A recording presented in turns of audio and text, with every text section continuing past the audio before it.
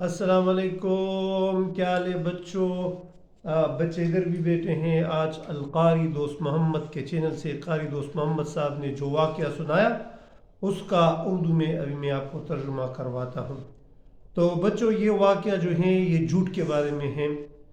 جھوٹ کے بارے میں قرآن شریف میں ہے کہ لعنت اللہ علی الکاذبین، اللہ تعالیٰ جو ہے وہ جھوٹ بولنے والوں پر لعنت بھجواتا ہے۔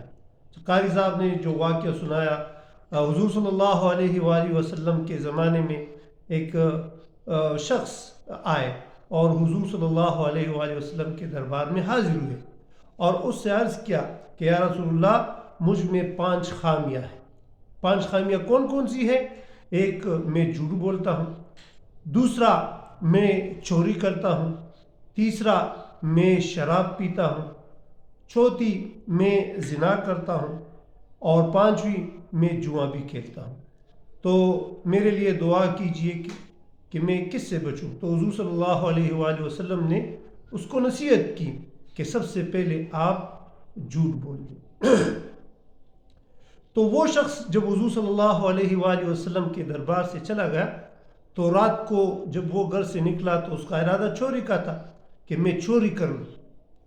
تو جیسے ہی وہ چوری کے لیے گیا تو اس کو حضور صلی اللہ علیہ وآلہ وسلم کی بات یاد آ گئی کہ اگر میں چوری کروں گا اور حضور صلی اللہ علیہ وآلہ وسلم مجھ سے پوچھے گا تو میں تو جھوٹ نہیں بولوں گا، تو اگر میری یہ چوری اس کو ظاہر ہو جائے گی تو میں تو شرمندہ ہو جاؤں گا۔ تو اس خوف سے اس نے چوری نہیں کی۔ پھر وہ آیا شراب پینے، لیکن جیسی وہ شراب پی رہا تھا تو پھر اس کے ذہن میں یہ خیال آیا کہ اگر مجھ سے حضور صلی اللہ علیہ وآلہ وسلم یہ پوچھے تو میں تو جھوٹ نہیں بولوں گا، اور اگر اس پر یہ بات ظاہر ہو جائے تو میں شرمندہ ہو جاؤں گا۔ اسی طرح وہ زنا کے لیے بھی گیا، وہ جوا کھیلنے کے لیے بھی گیا، ہر جگہ پر اس کو یہی خیال آیا کہ اگر میں یہ حضور صلی اللہ علیہ وسلم مجھ سے پوچھے گا تو جھوٹ تو میں نہیں بولوں گا، اور اگر سچ اس کے سامنے آئے گا تو میں تو شرمندہ ہو جاؤں گا۔ تو جھوٹ نہ بولنے کی وجہ سے وہ 5 بڑے گناہوں سے بچ گیا۔ نمبر 1، جھوٹ سے بھی بچ گیا۔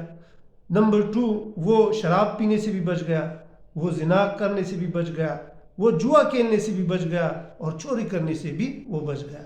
جب وہ دربار میں آیا تو اس نے حضور صلی اللہ علیہ وآلہ وسلم کے سامنے کلمہ پڑھا، مسلمان ہو گیا، اور اللہ تعالیٰ نے اس کو صحابی کا درجہ دیا۔ یہ کتنی عظیم بات ہے کہ ایک جھوٹ نہ بولنے کی وجہ سے وہ صحابی کے درجے تک پہنچ گیا۔ اچھا، اسی طرح شیخ عبد القادر جیلانی کا قصہ بھی رحم اللہ کا واقعہ بھی جو ہیں وہ قاری صاحب نے سنایا کہ شیخ عبد القادر جیلانی جو ہیں وہ ایک دفعہ قافلے کے ساتھ جا رہے تھے، تو قافلے میں اس کے قافلے پر ڈاکوؤں نے حملہ کیا۔ تو ڈاکوؤں کا جو سردار تھا وہ جب شیخ صاحب کے پاس پہنچا تو اس سے پوچھا کہ آپ کے پاس کیا ہے؟ تو اس نے کہا کہ میرے اس تیلے کے اندر، قمیص کے اندر میری اماں نے 40 اشرفیہ جو ہیں وہ سلوائی ہیں۔ تو اس نے کہا کہ آپ تو یہ چھپا بھی سکتے ہیں، آپ نے کیوں کہا؟ اس نے کہا کہ میری ماں نے مجھے کہا تھا کہ تم جھوٹ نہیں بولو گے۔ تو شیخ صاحب کی یہ بات سن کر وہ ڈاکو جو ہے وہ حیران ہو گیا کہ دیکھ، یہ اپنی ماں کی بات مان رہا ہے اور جھوٹ نہیں بول رہا، اور ہم اللہ کے احکامات کو نہیں مان رہے۔ تو وہ ڈاکو جو ہے اس نے وہیں پر توبہ کی، سارا جتنا مال اس نے لوٹا تھا وہ بھی واپس کیا، اور سچے دل سے وہ مسلمان بھی ہو گیا۔ تو قاری صاحب نے آج یہ بہت ہی بہترین واقعات سنائے جھوٹ کے بارے میں۔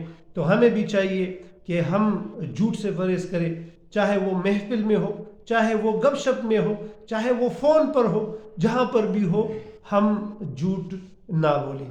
یقیناً آپ کو قاری دوست محمد صاحب کی یہ نصیحت یاد ہوگی، بلکہ یہ نصیحت ہمیں اسلام اور ہمارے پیارے نبی حضرت محمد صلی اللہ علیہ وآلہ وسلم نے سب امت کو کی ہے۔ تو ہمیں چاہیے کہ ہم جھوٹ سے بچیں۔ آپ جو بھی واقعہ سننا چاہتے ہو تو آپ قاری دوست محمد صاحب کو اس کے فون پر کال کر سکتے ہو، اور آپ کوشش کر لیں کہ اس کے جو چینل ہیں اس کو سبسکرائب کر لیں تاکہ نئے نئے واقعات آپ لوگوں تک پہنچے۔ والسلام۔